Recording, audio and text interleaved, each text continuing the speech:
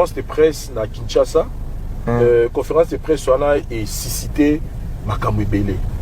Na ozano sincère en ce moment, na l'année même ndeko na biso ya mobali, oza artiste musicien, dire même que ba propos na eux et sali même que Fally Ipupa a bloqué na WhatsApp na ye, Fally Ipupa a benyo na téléphone a gazé yo, a bloqué na WhatsApp selon ndeko mobali ninga lobby.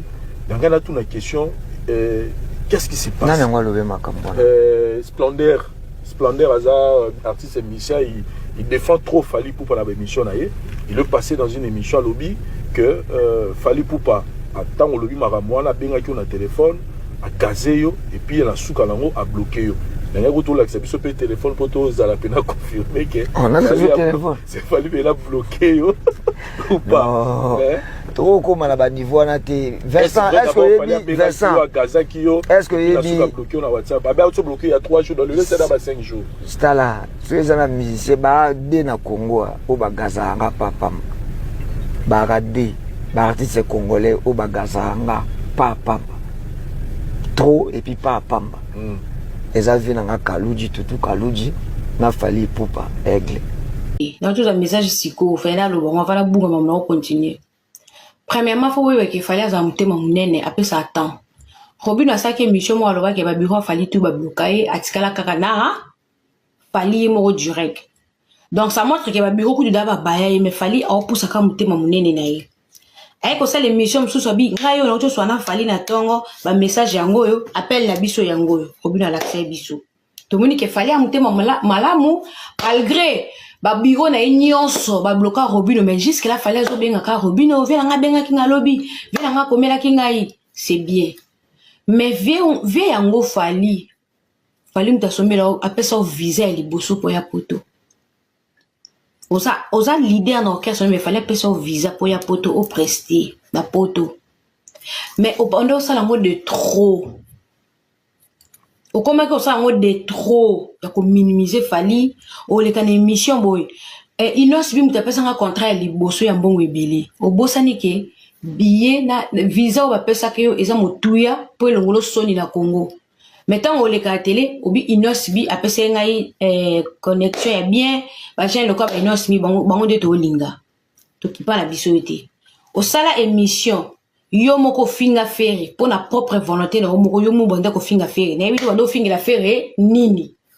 na yebi te yo za musicien oza tiktoker te oza mukala ya Fally te ozali porte parole la Fally te o banda ko finga la fere gola nini parce que muto ko finga fere il faut zala tam sou bureau ya Fally journaliste ya Fally ba mikala ya Fally mais yo zano artiste o s'appelle leader ya groupe na yo o bande ko ya pa veno Fally Ipupa mais o bande ko fingi la fere gola nini Fally aboya na makambo wala tango zo finga fere Fally mutazo tindo Fally te na propre volonté no mo bande ko finga fere yo moko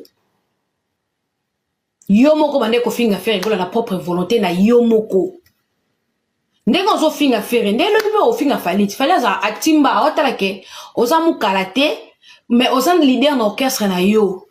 Je faisais de trop. Tant au moins que, et comme on dérangeait presque, ça tire des commentaires, à qui pas kaote, yo mousso zonga d'émission, au loba que, faire rigolo la base, va faire un petit photo de marabango, à Betista de Marty, plein. Tout on dit mabango tenengeni, bah viens, va sali à trop, au bimina, des positions. Soit de jour fingaki, après yo kumisi, et comme a déjà baisse. Soit qu'on fingaki, après kumisi, et comme a baisse, et comme a bêtise en fait. Yo, fille de la promesse, yo, yakala noa. Amina, combien est? Ah, Tobika.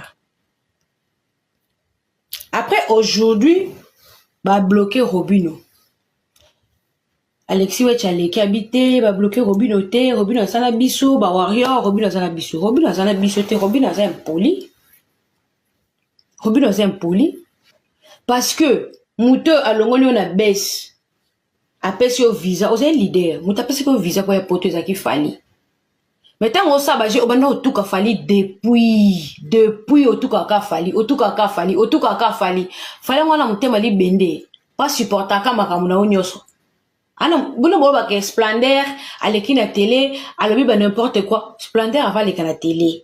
ayebi bato ayebi ndenge nini ke fali a bloquer Robino parce que Splendeur aza poli azakana papu tam super koyeba ke près a bloqué Robino tam sou bureau ko betela aya lobby vérité on doit être reconnaissant dans la vie Robino sala makamuna yo sans fali poupa oko sa conférence de presse te keno na éviter concert yango wana na inviter Rebo na éviter concert yango wana sofi na fali poupa oya oui fali aza artiste international akoya concert à Robino bokoyemba nzembu nini parce que kune zaka générique bokoyemba na nzembu nini bwana nzembu oyemba na ite siko falanga komika kizengi ana ba maison de production ana ba manager fali tant Robino zo réclamer que basali yena fali pour basali featuring te parce que Robino souci neza featuring Robino Gez Mawete asala featuring na fali poupa ba loi ba jet privé wana ozomona pona clip o fali asala na Gez Mawete ba loi ba jet privé clip wana écouta Bomaye musique Gez Mawete azaki na label ya Bomaye musique label moute loi ba jet privé et loi ba place tout on a fait ba tourner clip parce que fali asa déjà les colo is the best number one clip wana nyonso Bomaye musique moute sala yango et dépassa combien ba lieu ya tournage alata ba futa fali combien azali petit na ye akoya na coup de pouce mais Bomaye musique eza maison de production ya Gez Mawete ba on te ba proposer fali que on te donne autant et donc petit na yo on s'en est featuring c'est pas fali et ça label na maison de production mais et pas na yo Robino tant o linga o sala featuring na fali o za na label nini est-ce que maison de production na yo et ko sala capable ya opesa mbongo o fali face à no featuring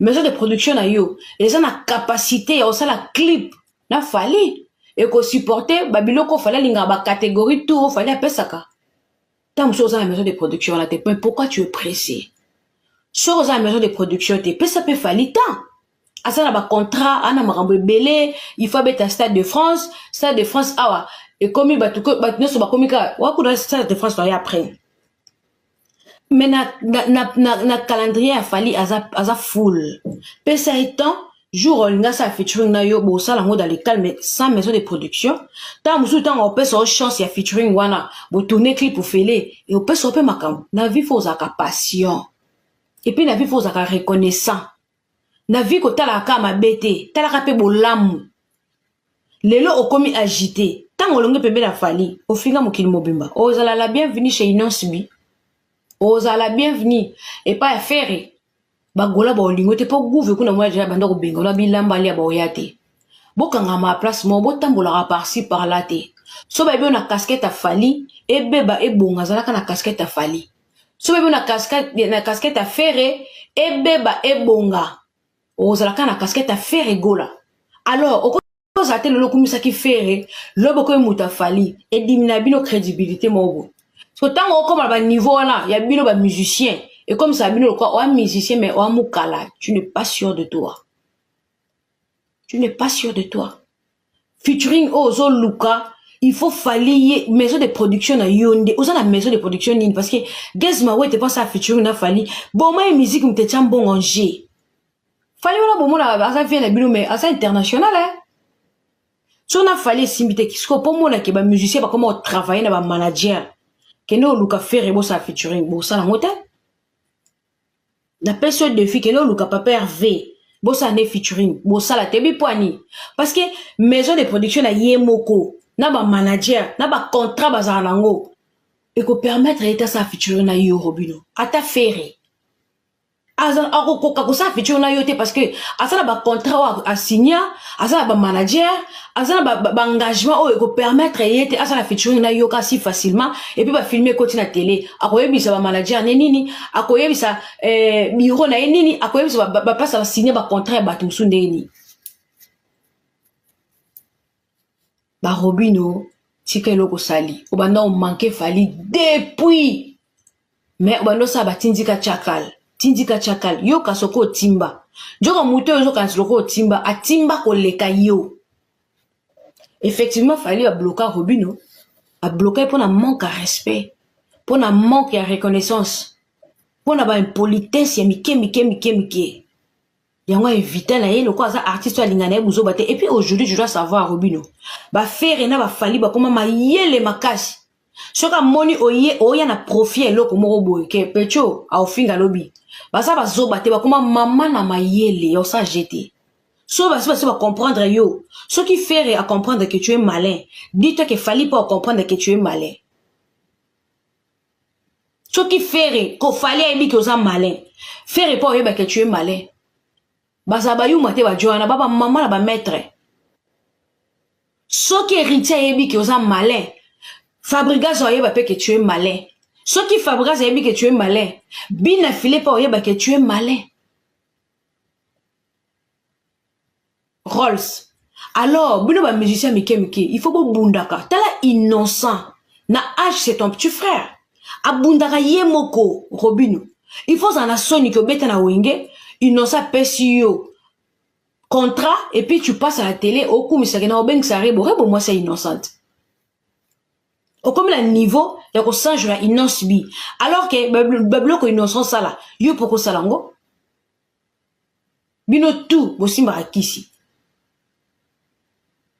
Bino tout bosimba akisi. Bonde bosimba akisi yango. Batu mususu, basa na haut niveau, iso na se, kisi ezarate ke, atoza na talent te. Kisi accompagné au te. Kisi accompagné à mutu, soza na talent. Ba musicien congolais belé bana kisi. Mais bana niveau falite, ba be héritier watana bete, ba faire rigoler te.